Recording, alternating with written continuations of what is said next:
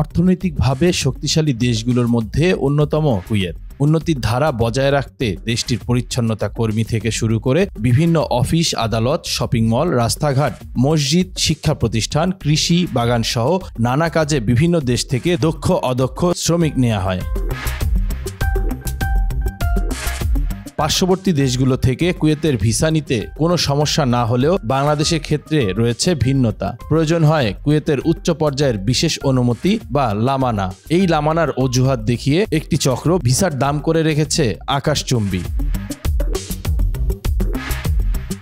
অন্যদিকে কিছু অসাধু দালালের মিথ্যা প্রতিশ্রুতিতে বিভ্রান্ত হয়ে প্রবাসীরা 20 নম্বর খাদেম গৃহকর্মী ভিসা, 18 নম্বর শোন ভিসা কিংবা ছোট কোম্পানির ভিসা নিয়ে কুয়েতে গিয়েও পড়ছেন বিপদে। সবকিছু নিয়ে যথাযথ জ্ঞান না থাকায় অনেকেই নিজের অজান্তেই অবৈধ হয়ে যাচ্ছেন। এতে কুয়েতে একদিকে যেমন বাংলাদেশিদের ভাবমূর্তি ক্ষুণ্ণ হচ্ছে, তেমনি আর্থিকভাবেও ক্ষতিগ্রস্ত হচ্ছেন কর্মীরা।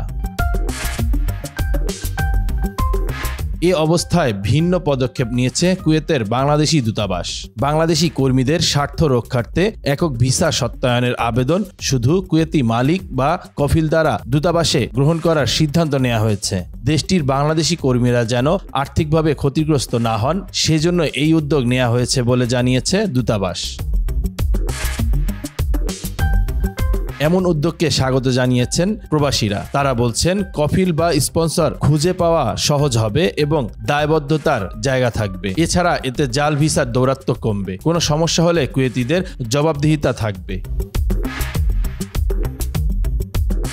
সংশ্লিষ্টদের মতে কুয়েতে সর্বক্ষেত্রে বাংলাদেশের কর্মী নিয়োগে দূতাবাসের সত্যায়ন বাধ্যতামূলক করা হলে একদিকে যেমন ভিসা জালিয়াতি অনেকাংশে কমবে, তেমনি আর্থিকভাবে ক্ষতিগ্রস্ত হওয়া থেকে বেঁচে যাবেন প্রবাসীরা। নিউজ ডেস্ক, বাংলা খবর 52।